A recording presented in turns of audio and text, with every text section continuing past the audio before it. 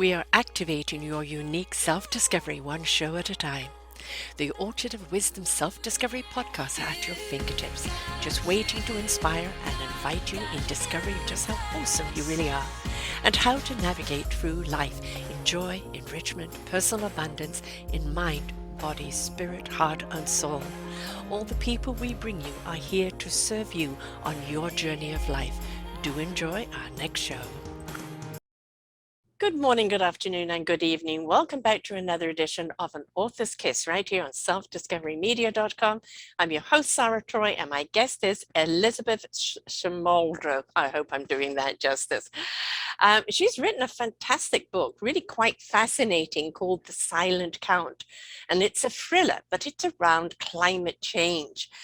She herself is a novelist, a musician, and a nuclear engineer. And her novel, The Silent Count, is a sci-fi climate change fiction thriller about a young nuclear engineer who comes up with a daring plan to combat climate change, but faces unintended consequences as she fights for her family, her career, and for humanity. Elizabeth talks about her background in science as a nuclear engineer specializing in weapons, nonproliferation, I'm probably saying that wrong, and the inspiration for the climate change thriller. She's a native of Washington, D.C., and she's witnessed how politics corrupts and skews humans' perspectives on what's right and wrong, and says humanity is dangerously close to the brink of real climate change. I don't think we're dangerously close. I think we're there already. 33 million people displaced in Pakistan due to floods. And what is it, 46 degrees in California? Yeah, we're there. We're there.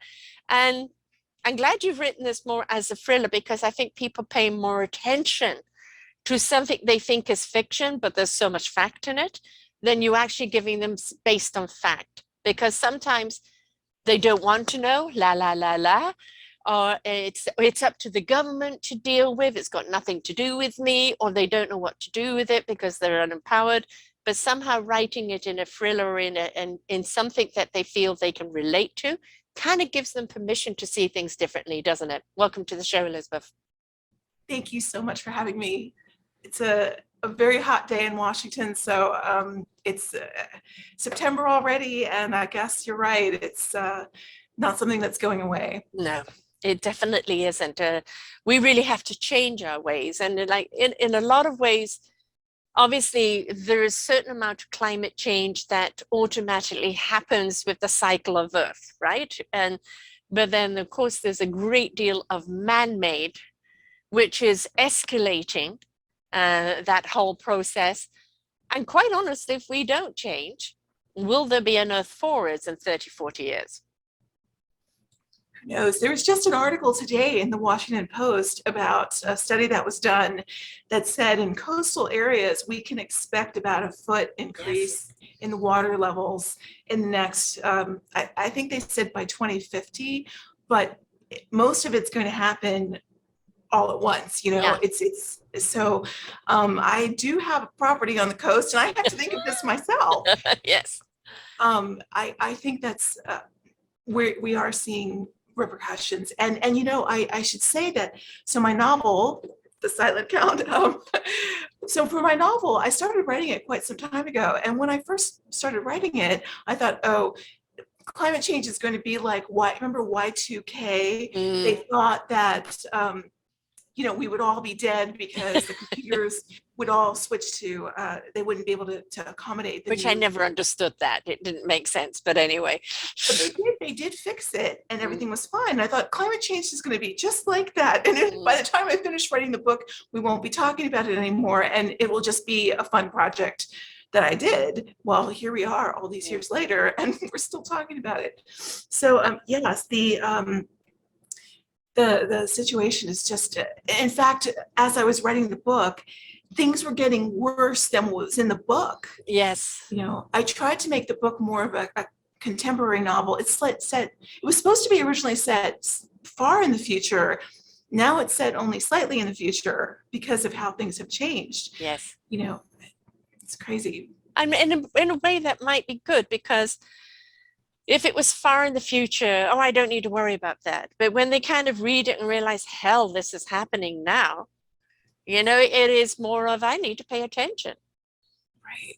I kept having to expand the size of, the number of square miles that a wildfire would take on, Yeah. and the number of people that would be displaced. And yeah, in fact, just there was that horrible incident in Florida where the water intrusion, the saltwater intrusion into the garage caused the whole building to fall. Yeah. And a couple hundred people, quite a few people died. Yes.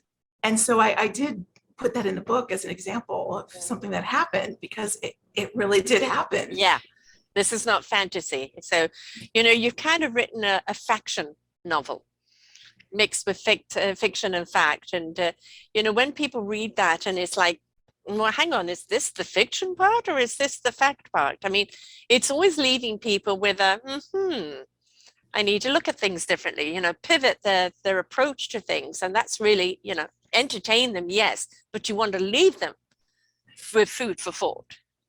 Right. Well, the novel does, it is a thriller, so it has to go off the rails. Right.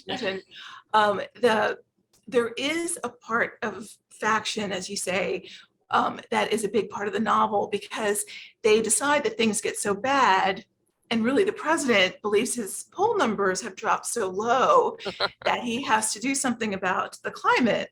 So the protagonist, a young woman who's a nuclear engineer, develops a very daring way to combat climate change, which is actually based on real science.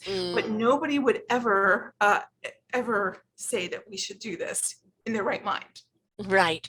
And sometimes we have to think of things in a different mind, because the mind that we've been using to approach all of this isn't working. And, we're so beholden to government holding us hostage to everything around the world. And it's, pretty well their limited beliefs or their agenda or their denial that then affects the rest of the world. And it doesn't matter what science is saying, they put it down as a hoax, or what do scientists know, and which always I find rather bizarre. And that sets us back where we should have been acting on this a long time ago.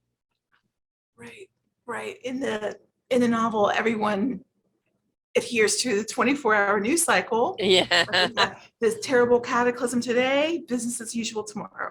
Right. So that's sort of the scheme of things. So everyone just gets used to it, and they just pay the money. And sometimes the protagonist is someone who has been sort of a climate refugee. She's displaced from her home due to wildfire, and that's how she ends up in the Washington, D.C. area. It seems that nothing terrible climate-wise ever happens here for some reason. Yet. There's a conspiracy. Kind of lucky to be sort of inland and in the mid-Atlantic, although we are built on a swamp and it shows. Right. Summer, but yeah, that's where Drain the Swamp came from. Okay. Yeah, I think it is a literal swamp as well as figurative. You're quite right. I love a good thriller. I love a good whodunit. I like knowing what's coming up next. And of course, there's been a lot of movies on the climate change, which is based around love interests and thrillers and this and that. And every time we see one, you're kind of coming away, could that happen? I don't know if that could happen. And then there's evidence of things happening. But is that, how much do we have to read? How much do we have to see? How much do we have to witness, in our environment before we realize this, the thrill of this isn't so thrilling when it's actually happening? Right. It seems that fiction is a good way to enlighten people about it. And I'm hoping that more just mainstream, not science fiction types of films will have a climate change element, or at least acknowledge that it might exist. So who knows? We'll see. Now, does your character want us to leave the planet, or is this something happening for us to stay here? My character wants to stay here. So my character is a nuclear engineer, and This is a true fact, and it's in the book, but it is something, this is my inspiration for writing the book. Mm. And so it's meant to be kind of a satire in this respect. But on the very first page of my nuclear engineering textbook when I was growing up, it said nuclear weapons can be used for peaceful purposes, including extracting oil from shale, building harbors. And one of them said, one of the points was, it can be used to eliminate certain mountain ranges to create more favorable weather patterns. So I thought, well, someone should write a science fiction novel about this, and nobody did. So I thought, well, You stepped how up about to the myself? plate, right? Yeah. Of course, that probably wouldn't work either. See, well, I won't give too much away, but if you move the weather around, someplace it might get the bad weather, you know? Well, isn't that what we're seeing right now? California, 46 degrees, and then Pakistan, 33 million people displaced with flooding. And, as they're saying, waters are rising here. And where we used to see, maybe parchment, we're going to see, more water, and other places less. And, how much of this is Earth's real cycle? And how much of this is caused by us? Right. Well, it seems that you're right. We did have an ice age when people weren't using Right. anything. But I like to think that there are technological solutions, because Yes. regardless, we have to live here, and our future progeny have to live here as well. So, there's a lot of interesting ideas. I know there are some people who think, well, we just have to all ride bicycles, and my 90-year-old Trees. father, my 90-year-old father is not going to be riding a bicycle. No. It's not happening. So you've got, some people with very extreme, what I think is extreme ideas. They think that we should, you should have a lending library in the middle of a community where if you want to use a lawnmower, you need to borrow it. You can't own your own. But we all know in the library, the book we all want to read. Right, it's out. I hope it will be the silent count, but we'll see. It's a months-long waiting list. Yes. So you'll have, sea creatures in your lawn if you wait it. So I admire the spirit, but I think we have to be realistic. Yes. People can they're only able to do certain things. This should have been a 50-year project, I think. Right. It's sort of like when, people did ride horses and buggies and they transitioned to vehicles, but it wasn't just one day they Right. put all the horses out to pasture. Yeah. And we are trying to make an effort by going electric, but then what provides the electric? Definitely fossil fuel needs to come to an end. We do need to replace that in some form or other, because that seems to be the main damage. But then, of course, you've got fracking, and we've got various other things that I don't even know what they are, but I know they're going on. And of course, in all the other movies and things, it's always like, well, this planet's dead, let's just go and ruin another one. And I'm glad that you've actually got, let's resolve the issue here so we can stay here, because I'm tired of, this is an extraordinary, beautiful, incredible, sustainable planet that gives us everything we need. We're the ones that have abused it. Now, I won't blame Mother Earth for evicting us. Definitely not. But, and you can see, why she's having a temper tantrum, most definitely. But it's, when are we going to wake up, and how much is it going to take for us to do so? And do you actually think that, other than being more conscientious and getting rid of fossil fuel and things like this, that there is something major that we could do to try and change the pattern? Well, as you know, I'm a nuclear engineer. And that's why I'm asking. And nuclear power does not give off greenhouse gases. So, right. And of course, there's lots of different types of, renewable energies that people are looking at.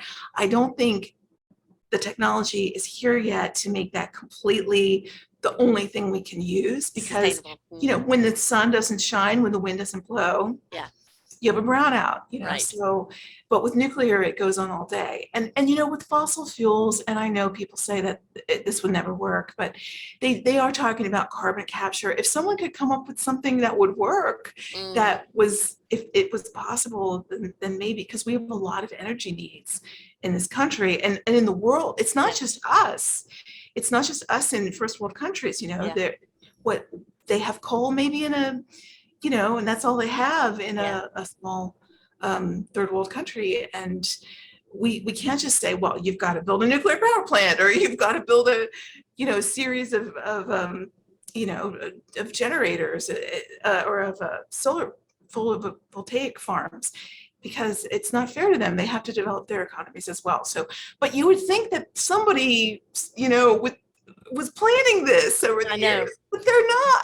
I know. I mean, and as far as the cost of the country, I had a whole series on Let's Get Synced, which was about changing the climate of our mentality over climate change. Yeah. And it was the changing the way we do business, the changing our lifestyle, and the changing of that. Interviewed quite a number of people from around the world. Pity you weren't around at the time. You would have been absolutely great for it. But it is about, we need to change. We've lived, especially in the last 30 years, particularly 40 years, I put it, in an opulent mindset that more is more, and gluttony, and we have abused our resources, and Mother Earth can't keep up with those resources at the rate that we're, kind of almost pillaging it.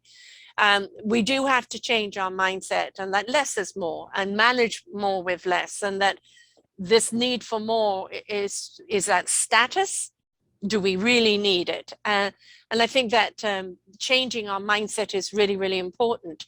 But I also think that if every rich country around the world, that there was, you've got the UN that's meant to be fighting for equality and rights and all of that, but if there was a climate UN where all the rich countries put in the money, that every single country in the world has the ability to harness energy in a clean manner, that no country is left out, which we do talk about this in the Let's Get Thinking Simple, which you might find really interesting. Then it serves us as a whole. You can't just have one country doing something and another country doing something else. This is a planetary concern, and everybody needs to come together on the same playing field. But do you see that happening? No, because some stand to lose, but I understand. It's interesting that you mentioned the UN, because the climate, the UN Conference on Climate Change is coming up in November in Egypt, and I actually was asked to help curate a book of climate fiction stories for distribution to all the delegates, using fiction as a way to show different options. But the UN, unfortunately, they have to have a consensus, to come up with something. So anything that they release, it's always platitudes, and it really getting something done. Is like pulling teeth. I know. So I'm not sure. I would love it if something came of it, some way to help, especially to help, the other members that we don't hear about very often. So I would hope that something would come of it, but we'll see. Everyone keep an eye out for, and those stories, by the way, are going to be, it's called No More Fairy Tales. Anyway, it'll be released sometime after to the public. Wonderful. Great. Good to hear that. I think, it's, as you said, there's too many countries that lose anything. I mean, you look what's going on right now in the Ukraine over that power plant there, and you look at Russia withholding energy to the rest of Europe that's in, support of Ukraine. Somewhere along the line, we have to, as a humanity, put that sense of greed or power away and go, we cannot, at the gain of a few, sacrifice the many, because even the few will go along with, obliterate as well. So it's, we need some sort of rationale somewhere along the line that it does make that an even playing field. And how can that be done economically, where people can still sustain economics, but at the same time expand energy sources, clean energy sources out to everyone? I mean, is there even a dialogue happening in that way? Or is it mostly at the UN climate change fighting? Right. Or people that renege or never really, it's non-binding agreement. Non-binding means they're not going to really take it seriously. Yeah. I mean, you have Al Gore, who won Nobel Peace Prize, but what I hear from him is all the doom and gloom, but where's the solution? I want to hear solutions. We know what's going on, but what we want to know is, what are we going to do about it? Yeah, I know that some of the, I know some people don't like Bill Gates, but I know, for example, that he's investing in different Yes, technologies like nuclear power, the right. small modular reactors, but also there's this technology where they can pull the carbon out of the air. Mhm. So I think that might be a little more promising, but we can only pull so much carbon out of the air. I don't think we can pull. The whole lot. I mean, so I many places have started planting trees and greenery in high dense carbon areas for the trees to absorb it. But, how many trees do we need to do that? Right. There are companies that say, for every something you buy, we'll plant a tree. And I'm thinking, Mm. wow, how many trees are going to get planted? Is there room for all of them? You Yeah, the know, way uh, they forest. Yes, yeah, that's the problem. economically, Yeah. so, as and then the oceans can be a Yes. solution. Some people, are pointing to the oceans. I think the oceans are people say, go to Mars, Yeah, I know.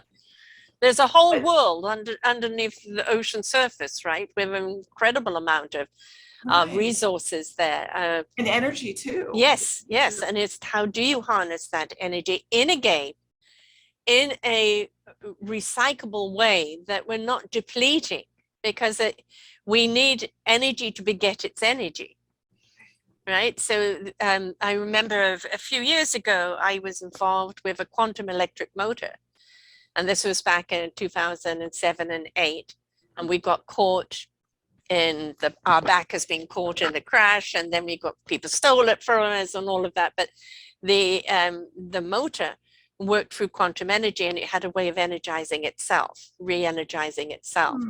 And unfortunately, we never got any further because of that.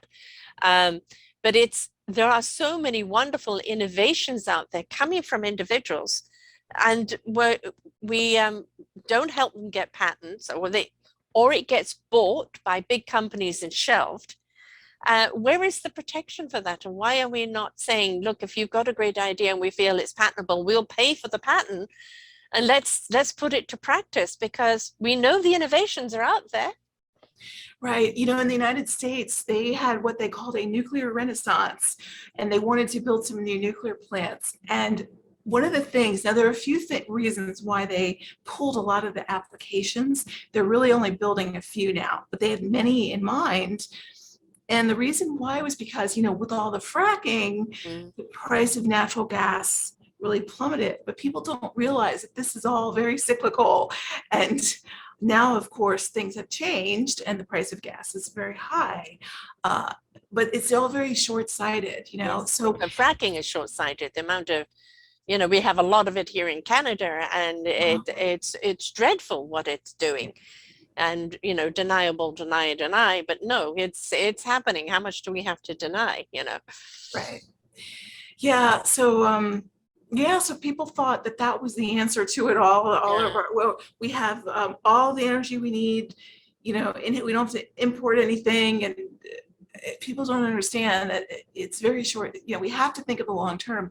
I in that respect, I admire what, India has tried to do. Now, I know not everyone is pro-nuclear power like me, but right. they recycle most of their fuel, so they don't have a nuclear waste issue.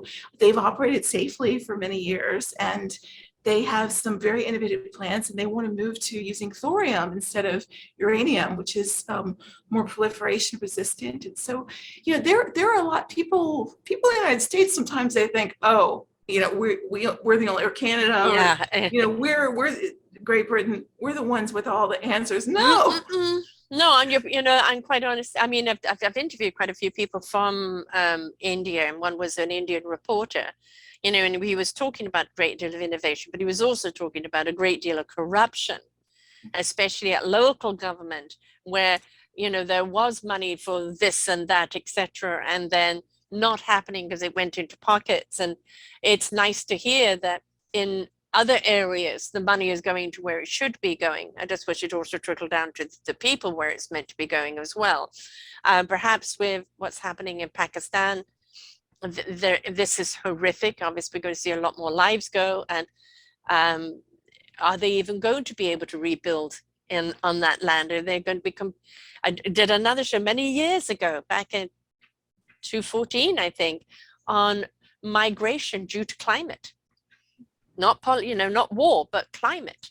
And I think this is the next thing we're going to be seeing, a massive amount of migration from one country to the other because it's not sustainable where they're living. Right. Yeah. A lot there. Do you think that your character and her solution actually could be feasible? I'm afraid not. No. You have to have more than one nuclear weapon. And in the book, they do it underground. They implode the mountain. So that's how they argue that it's not going to be environmentally detrimental. So you'll see what happens when you read it. But it did set up a sequel, which I'm writing. So just be aware of that. But what's the philosophy behind imploding a mountain? What about bringing the mountain down would be a solution? Reposition the jet stream so that this is a little bit of poetic license, of course, but yes, repositioning the jet stream so that everything goes back to normal in the United States and they can live happily ever after. Well, we all know that's what thrillers are made of. People thinking they've got it all sussed out. And that's what sequels are made of, right? Exactly. Yeah. Exactly. Yeah. But she's got a lot of other problems too. I think, my character is dealing with a broken engagement, and, her father has a gambling problem, and she's got all these student loan debts. Really, she was just using her money to pay off her debts, gambling debts. I mean, every possible problem she's dealing with. So. But then she has that resilience and that tenacity, right? Exactly. Well, she has to find that strength to save the planet. Right. Exactly. The bigger cause. Right, which and again, we don't know, whoever's reading the fiction, and what age group are we looking? Teenage up? It's actually more for adults, but teenagers might like it too. I think they would, because the character is young. It was kind of starting out as a new adult. You might have heard of the new adult literature that's designed for like 21, 22, 23 type of age group. But I think people of all ages have read it. Yeah. And they seem to like it. So good. And you never know, when you've seen through the history something that has been fantastical, and fiction has sparked something in somebody, and you go, where was your influence?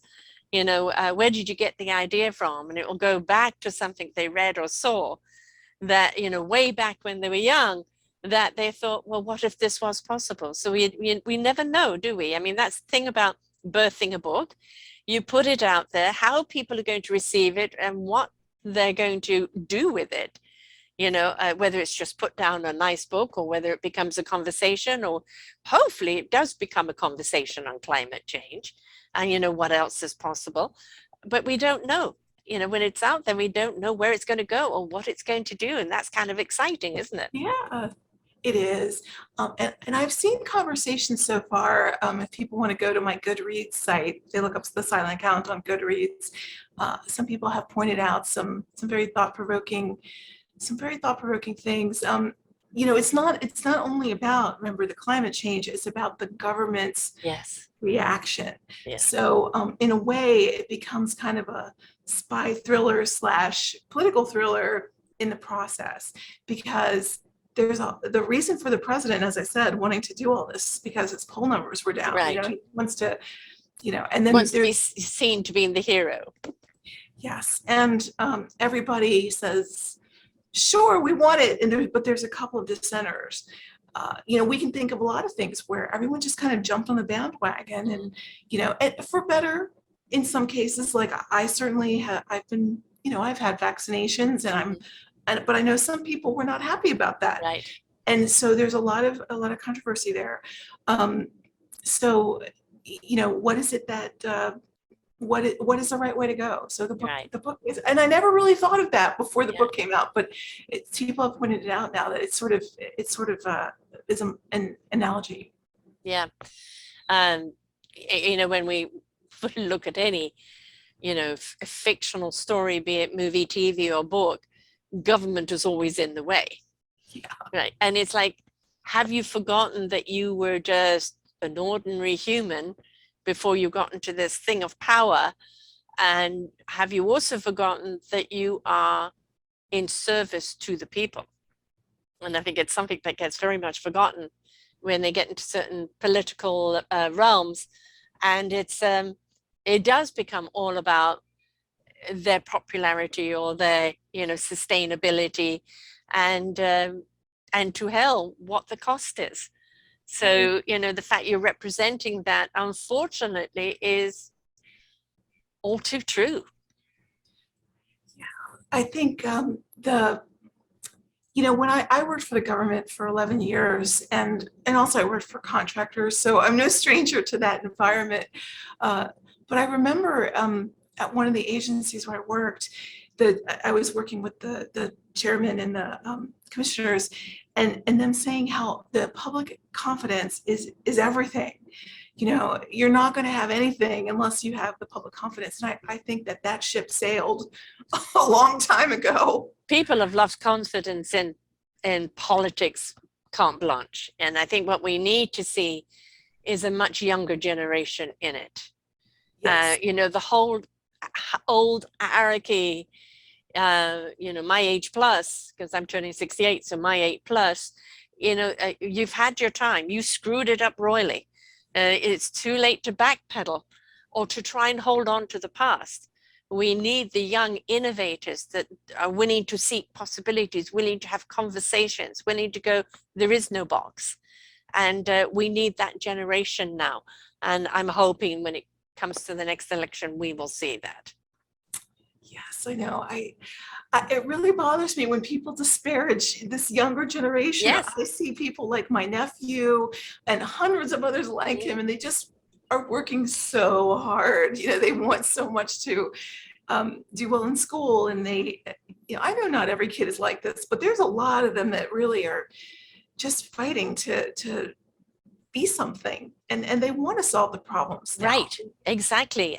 But we've got to understand the things that the social media promotes and the media promotes are the people that they've got under their control. When you've made somebody a slave to their phone, where they cannot communicate other than emojis and text, because they've lost the art of language, and everything is titles, and there's no substance underneath. You are breeding droids.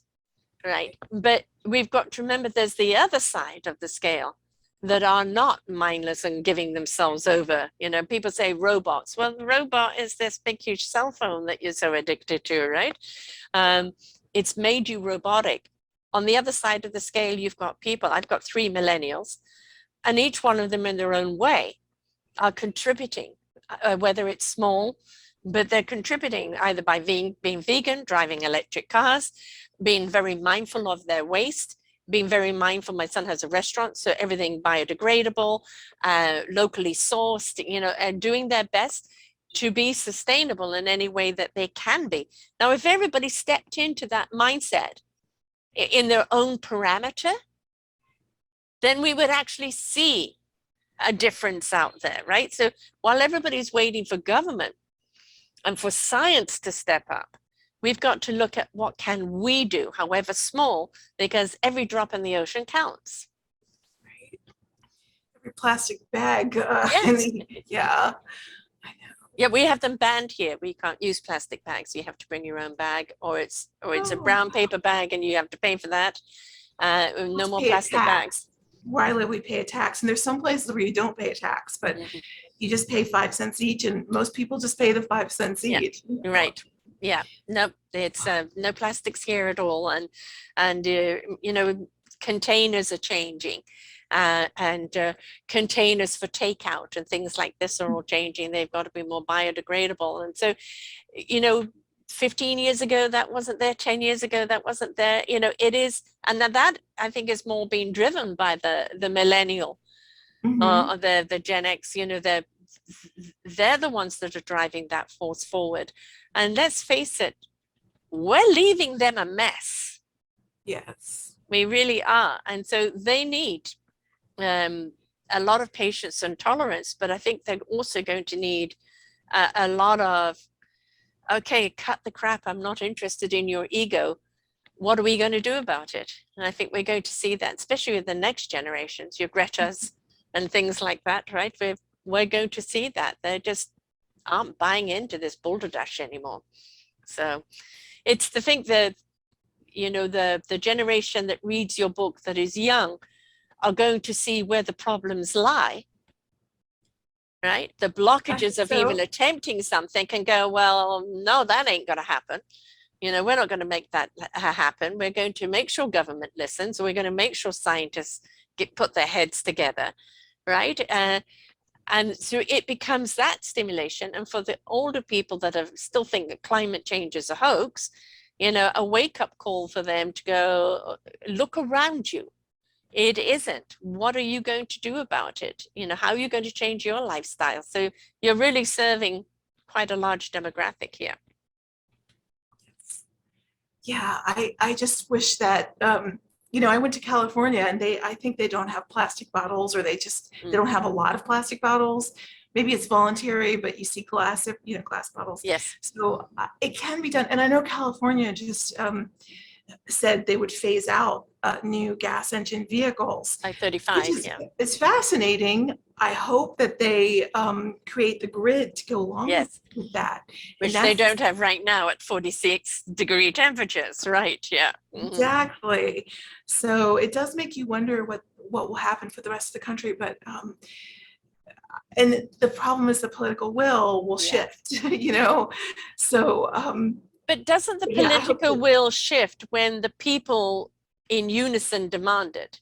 And it has, yes, that's true. People start to realize, well, this is ridiculous, and then the change comes. So although we do have a lifetime service on our Supreme Court, so there is that. I know that's got to change. It's that I'm an older woman, and I know that there's many things that I couldn't take on now. I'm in the arena. I am in doing what I can do, still within my age and parameters and everything else. But at some point, you've got to bow out and go, this now belongs to that younger generation. You can be mentors. You can be, advocates or guardians on the side. But please step down and let younger blood with more enthusiasm and more an open mind step forth, because if we don't, we are going to be looking at other planets to go and run. Yes. Was that ever an option of your character in the book? No.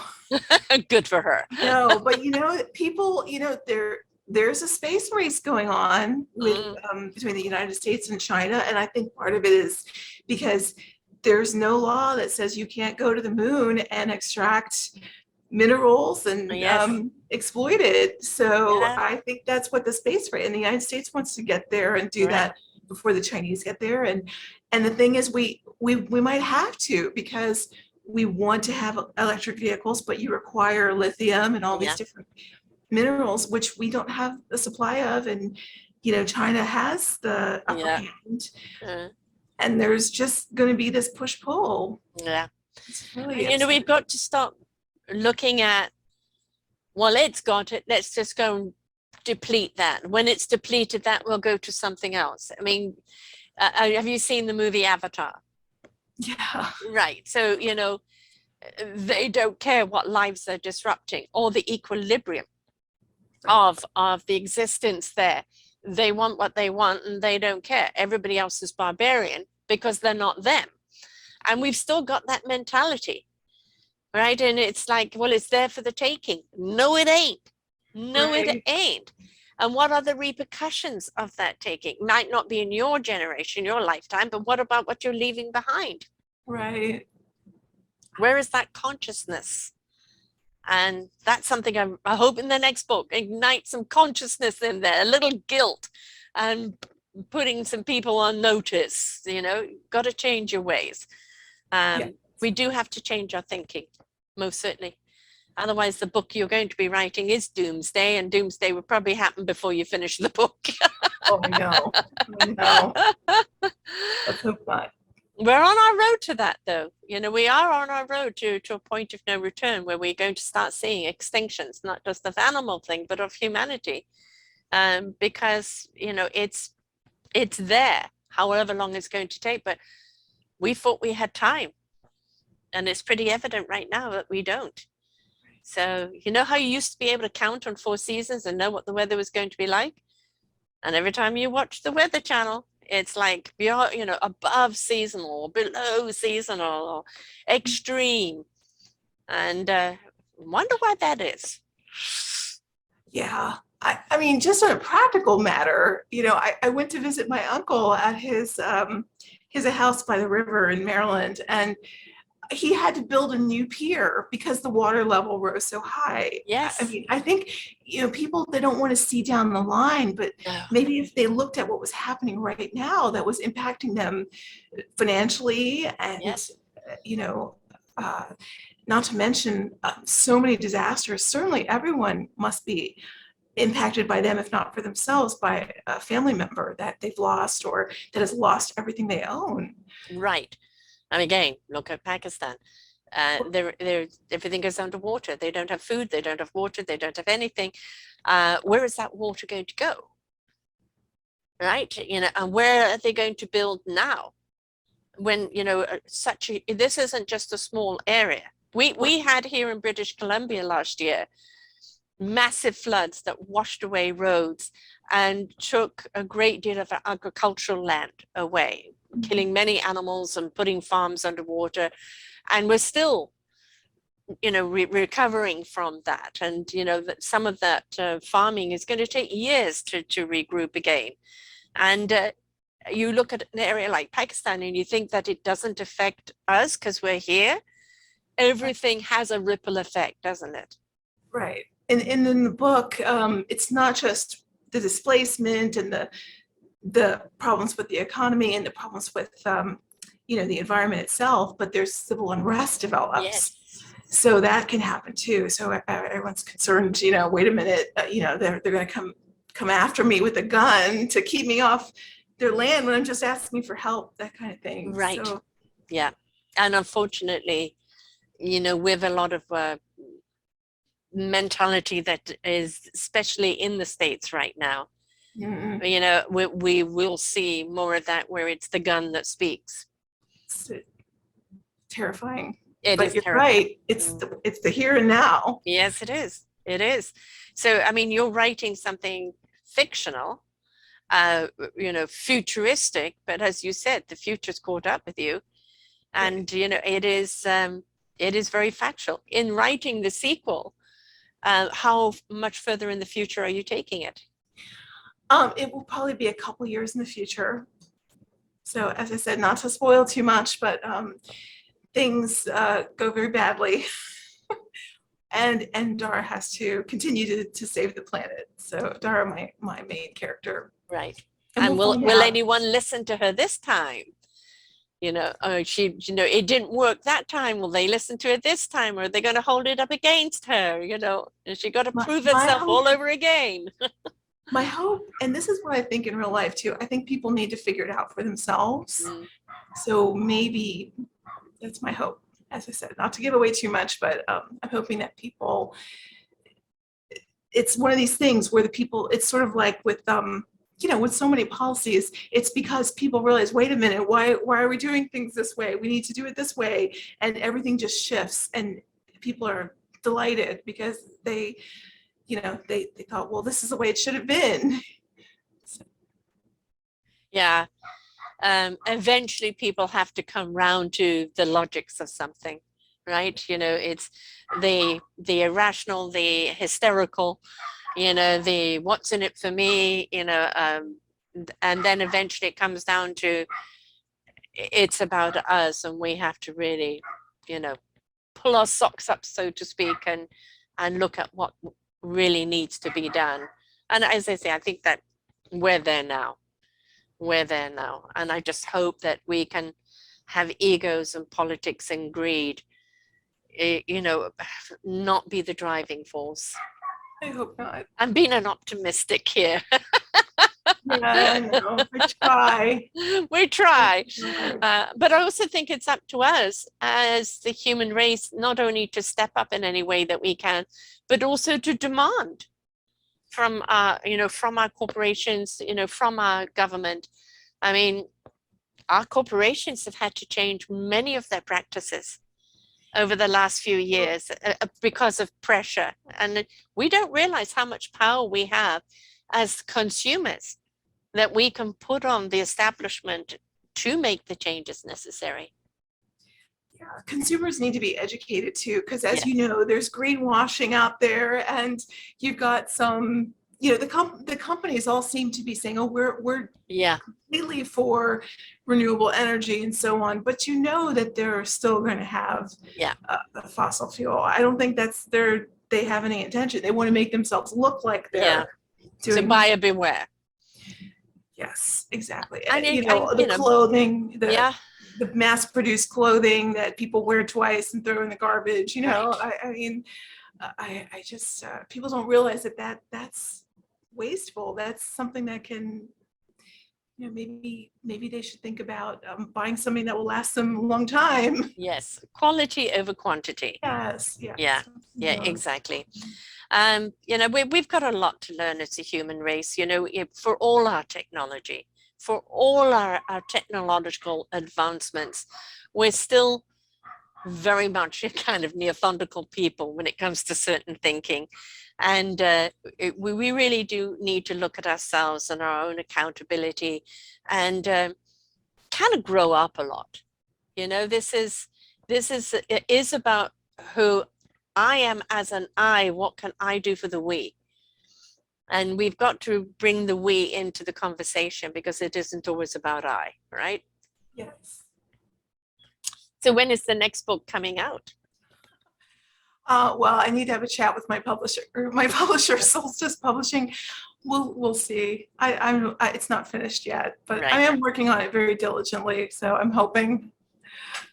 Yeah, because when people have written one, read one, they really want to get into that sequel as quickly as possible, right? Okay, gotcha. They get hungry for it. So, and will it be a trilogy or just a sequel? Or you don't know yet? You don't know where it's going to go. I'm not sure where it's going to go, but wow, the thought of I really admire these authors that can write these 7-part, septology. I don't know what you call it. So right now, this is my debut novel.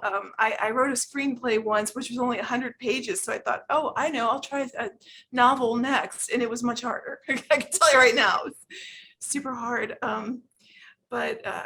So we'll see where it goes. I'm hoping at least to write it as a duology. I hope to solve the problems next time. But we want you to solve the problems.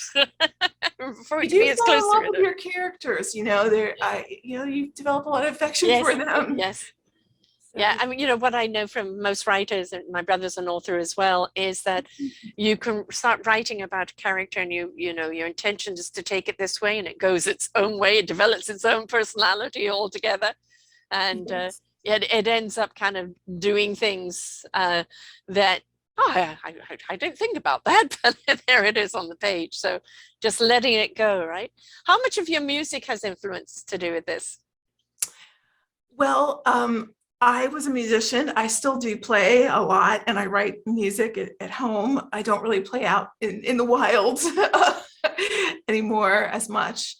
But I have a character. Dara's ex-fiance was a musician in the story. So I got to put a lot of so Dara, she's sort of a childhood friend, but he ends up becoming world famous just as he dumps Dara. All right, of She course. has to see him everywhere. She wants to remain his friend, but you know how that is. That's very difficult to do. So but he plays a big part in the story. So the novel is laced with a lot of song lyrics that I've written that are real songs. And in fact, I have posted some of the songs on YouTube, and I will post more Oh, as time neat. goes on. So if people would like to have a little soundtrack to go Oh, along yeah. with No, the I'm going to novel. put that on your show page so people can go to that and listen, because then it also it makes them look at the book differently too, right? You know, Yeah, see the yeah. story differently. Say, you know, whichever way the ingredients go, you know, it's going to manifest in the story as you've told it, but also in the story as they read it, you know, of which part really hits out to them. So, or a lot of ingredients well placed can make for a great dish. So, definitely. It's pretty rocking too. Good. Rock Good. and roll. Good. Like Well, it. that will appeal to a lot of the younger people for sure, Yeah. and some of us all rock and rollers. But I mean, music is such an essential part of life because it's very inspiring, it's very uplifting, it's very healing, and it's very connective. So we connect a great deal over music. So maybe what we should be doing with the environment is having all of the arguments sung. Well, you know, that's kind of what happens in the novel a little bit. The main the side character, the rock star guy, Jericho Wells, he is having he's trying to use his music to get his views on the environment out. And there's sort of a push-pull with him and Dara because she thinks technology is the way Right. to The get those science messages versus, out. yeah. So there's like a science versus art push-pull, but I think Work I think you can together, figure out work you need them both. together. Yeah. When you work together, you'll see the power. Right, yes. And you know, like people think music is just entertainment, but it has a message. But we've also got to understand various chords, yeah, and frequencies do have a reset in our body. And so there's a lot of structure that music has in reprogramming us in a lot of ways, or healing us, or anything else. So don't dismiss music as just as an entertainment. It's so much more than that. Oh, I know. I've been listening to Korean music mostly lately, and I don't understand a single word. But Right. when I listen to it, I feel something. So Yeah. Yeah. And that's the thing. When it feels something, it's a if you're off your equilibrium, you know, listening to certain music and you never know what it is, it knows, you don't always know. And it really, you know, what it does is you find it rebalances you, it resets you. You know, for so sure. it can change your mood completely. So if it has the power to do that within our body, which is 70% water, how could we use music as an energy source in some way? I Sound like it. waves? I like it. So the thing There you is, go. never close the door on an idea because we never know where it can go, right? Absolutely. Yeah, very, very exciting. So the book again is called The Silent Count. And so this is the E.A. silent, Smiroldo. Yes, the silent count. and so this is the silent countdown, or we're going to have to find out. You will find out, but there is a nuclear weapon involved in the mix. So there is A so the nuke. countdown, ticking time bomb, you know, Uh, every war has to have a ticking time bomb. So right. you may well find one. Yeah, definitely. I love the, you know, you've written it as a thriller. You've written, you know, my brother is, as I said, is an author. He writes a lot of, you know, mythical type stuff. But Ah, I amazing. always find so much reality in it when I read it. You know, I see so much parallel. And so when you write something that's a thriller, that's a lovely escapism, some people will just read it as that and be intrigued, and other people will go, hang on, you know, hang on, this is speaking to me louder than I Yeah. thought it would. And that's what we want, right? That's what we want. So how do people get the book and how do people find you? The book is on sale. Of course, they can just look up the silent count. There's a few silent counts, but mine is by E.A. Smiraldo. Right. So just scroll down a little bit and you'll find it. So it's for sale on Amazon as an ebook or print on demand. And it's also on sale for on barnesandnoble.com. And my website on my author page at the Solstice, my publisher, so solsticeempire.com will sell it. So yeah, so you'll And yeah, your get website books is, for- love? My website is easmiroldo.com, Smiroldo, and I'm on all the social media. My music is on YouTube at EA Smiroldo. Just look that up. And you know, Facebook, EA Smiroldo author, and then Twitter and Instagram, EA Smiroldo. So I'm sure they'll find me somewhere, but please come by. Yeah, exactly. Come back. And when you've read the book, please do make some comments on it. What did you get out of it? Was it just a good read and you enjoyed the thriller aspect of it? Was it the music? Was it the whole climate thing? What was it? Because it had to have sparked something in you, and we'd love to know what that is. So yes, please leave a review on Amazon, Goodreads. Yes, they all have review sections. Yeah, exactly. And good luck with the second one. Come back when that one is done. And Absolutely. Let's talk about Thank that you. one and see where she's at now, and did she have any luck this time? And who knows, again, what it could spark in somebody of going, that idea isn't too far off base, but we could do it here, we could do it there, we could do it somewhere else. It's like you never know what you're seeding. That's the important thing, right? You never know what you're seeding. So that's what I love the intrigue of. What if it is possible? So we see it over and over again with something fictionalized becomes factualized, and I want to see something like that for sure. Thanks so much for being here with us today and sharing. You. And my cat was finally coming. Yeah, the kid wants to be in the picture. Of course, we love kitties and doggies. And my brother, when he writes, always has a dog in the things, and the amount of times he has headaches in trying to keep the dog alive. Oh. Yes. So the dog is not to be one of the casualties. No, definitely not. No that would devastate too many people, right? Exactly. Yes. So it's EASMIROLDO.com, folks. Yes. And it's also on Goodreads and on Amazon and on Barnes and Noble.